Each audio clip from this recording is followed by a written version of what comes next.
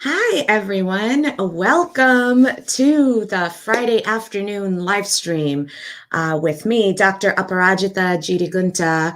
Our focus today, because it is Friday, is on Focus Fridays. And today I want to focus on EI and DEI. What do I mean by that? Emotional intelligence and diversity, equity, and inclusion. So I hope you're in for this ride. Before we get in, just a little bit about me and why I want to talk about this today. For those of you who don't know, I am a psychologist and a diversity and inclusion specialist, and I focus in cultural competence of diversity, equity, and inclusion. And when I talk about inclusion, I'm talking about intentional inclusion of those who have been excluded before, those who have been marginalized before, in so many ways. So with that, I want to get right into it today. I have been having so many conversations about emotional intelligence, especially on Clubhouse, which is a great app, by the way. I mean, I've connected with so many people and learned so much from extraordinary leaders across all industry sectors and across all fields and vectors and spaces and verticals and horizontals and diagonals and everything else. But so a huge portion of these conversations that I have on Clubhouse, especially when it comes to leadership or presenting your best self or branding yourself or marketing yourself, emotional intelligence just keeps coming up over and over and over again. And it's really interesting to me about just everybody's perspectives and ideas on the role that emotional intelligence plays in our lives. And one thing is obvious. No matter who you talk to in any sort of a professional space, they're going to say that emotional intelligence is the key to developing yourself and is the key to heightening your performance, creating strategic plans that are aligned with your vision, and also kind of building the relationships that are going to get you there. And of course, we all know that relationship building is a huge part of any success plan. And the interesting thing to me is that it's almost like there's these myths or misunderstandings or incomplete understanding of what emotional intelligence really, truly, actually is in these conversations. So I thought, hey, why not do this video and get your thoughts on it too? So please, as I talk about this, put your thoughts on emotional intelligence in the comments. I can get them. And if you have any questions, please feel free to put those in the comments as well, and we'll get to those. And if you're watching this later and you have questions, I will send you my contact. I will put my contact information on here by the end of this. So please make sure to get in touch with me and let's have a conversation about emotional intelligence, because I love to talk about that.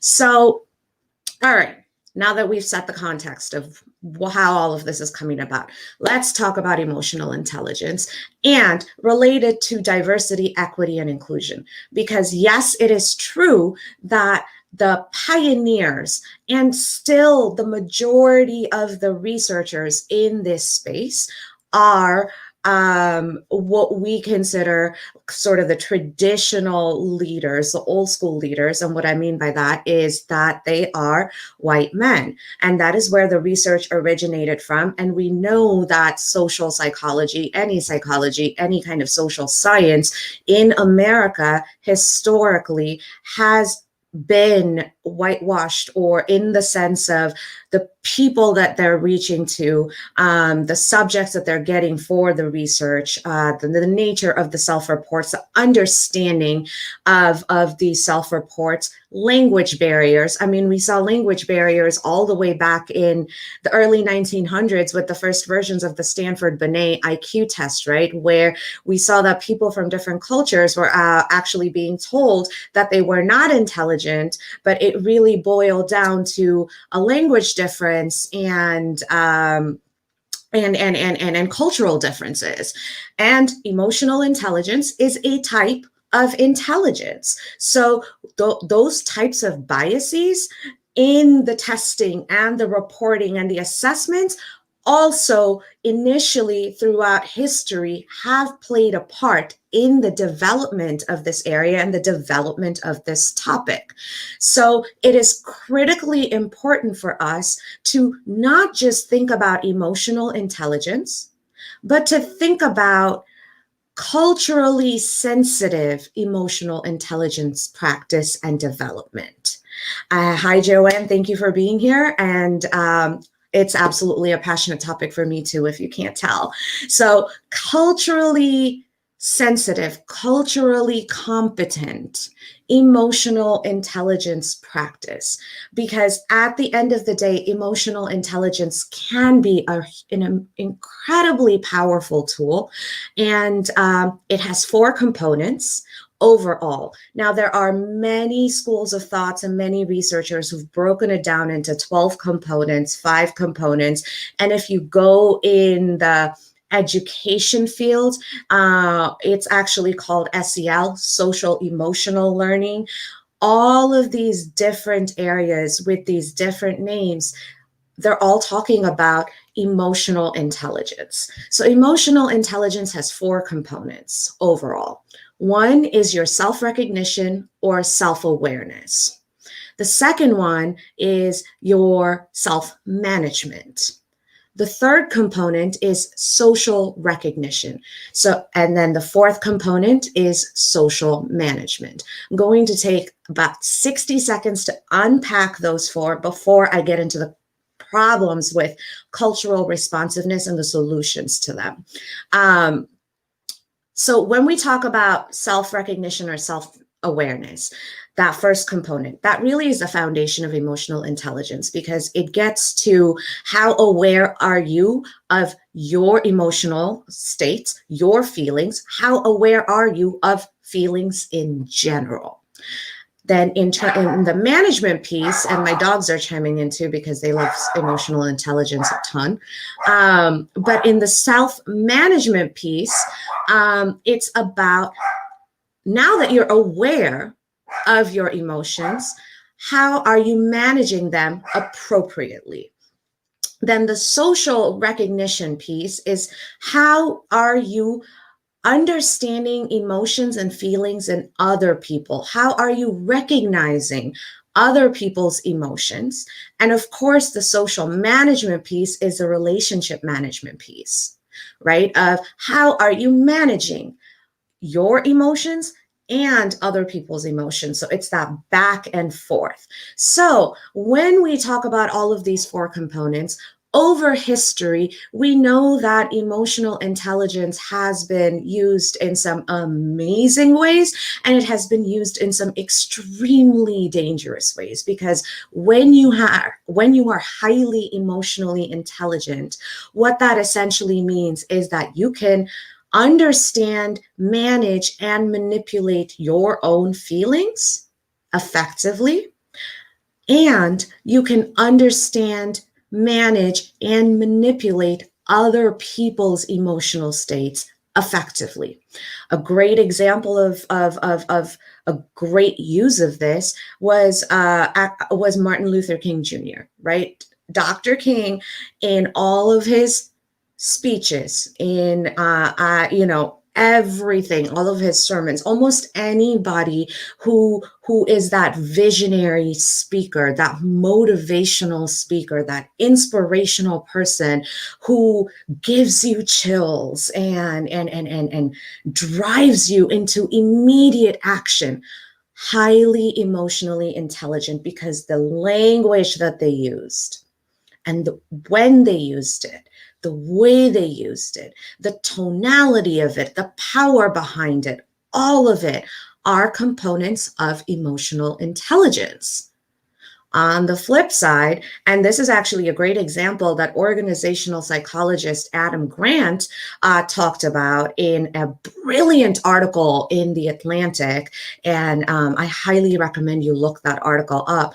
The dark side of emotional intelligence, as he called it, Adolf Hitler was a great example of somebody who was extremely persuasive as well, but used that emotional intelligence to, well, bring about the Holocaust and to try to exterminate an entire culture, an entire people, and caused over 6 million deaths, right? So emotional intelligence is only a tool. It can be used for good, or it can be used to cause a tremendous amount of harm. We see corporate leaders and aspiring leaders who use emotional intelligence for their personal gain at the detriment of somebody else, at the harm of somebody else. They will tell you things to your face and they will lift you up to your face, but they will actually not support your work or your actions. How many of these people do we have in our lives? I mean, think about all of these, especially in this age of, day and age of social media. Think about all of those friends who, anytime you post a great selfie or something like that, you'll get like 400 likes or 500 likes. But then anytime it has to do with work, all of a sudden there's crickets, right? And they tell you, oh, you're so amazing, you're such a powerhouse, you're this, you're that, blah, blah, blah.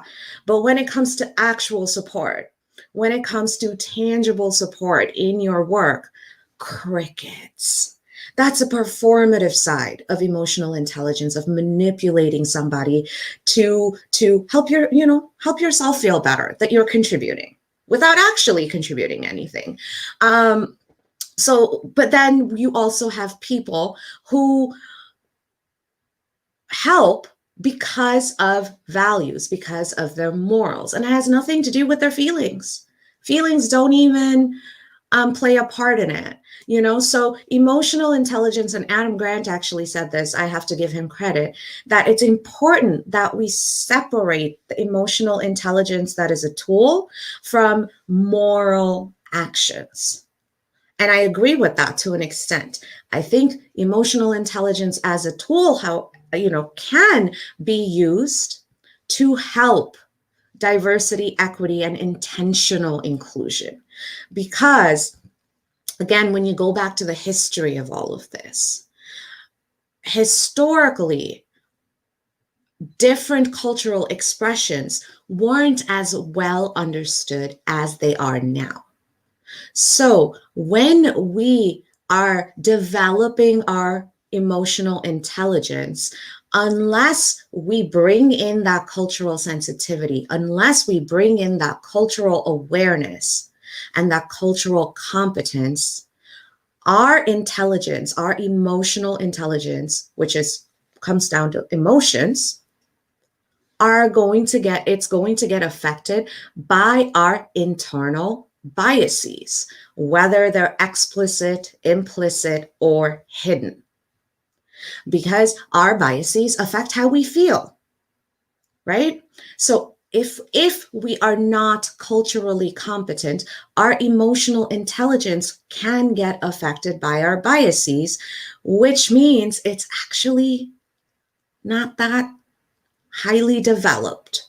So unless we practice culturally responsive emotional intelligence, we can't truly harness the power of this amazing core competency that we have, this amazing tool that we have.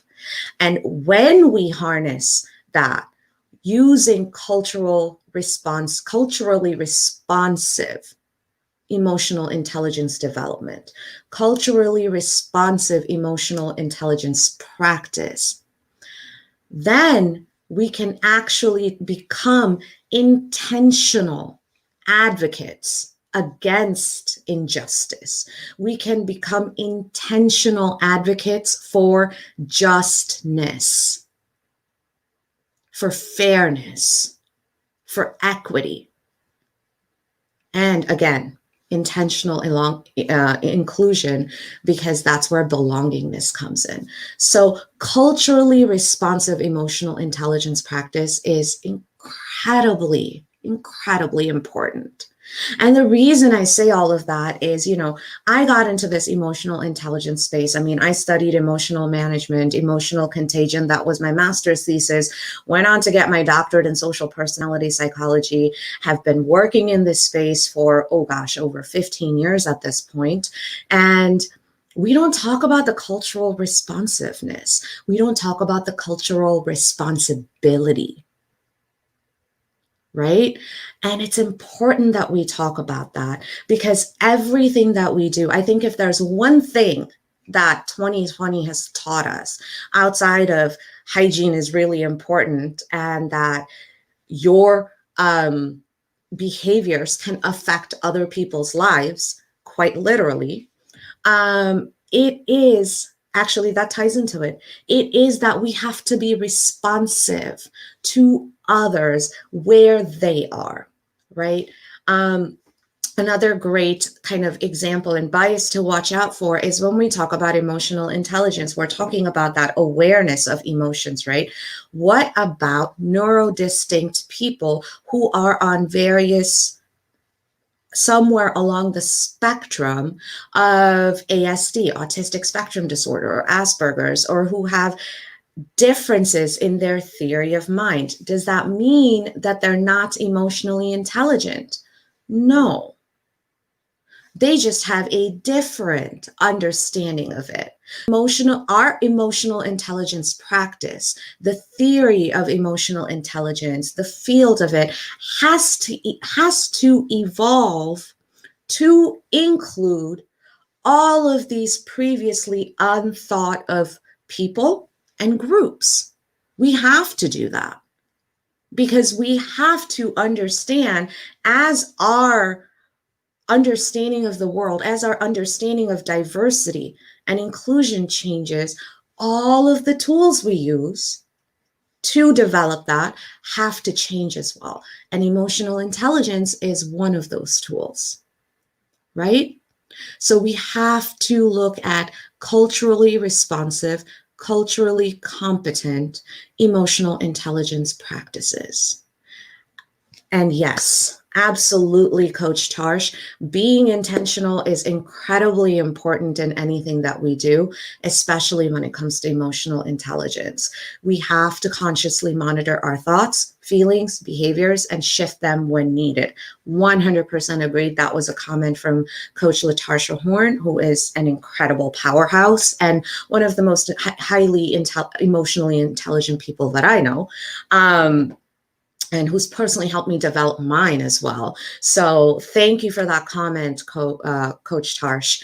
It is incredibly important to be intentional. It is incredibly important to be focused on the intention as well. So if you want to learn more about culturally responsive emotional intelligence, please do reach out to me.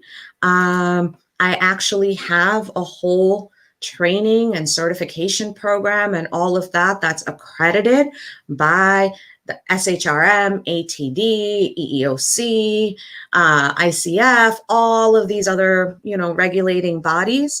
And I am putting that in the comments right now.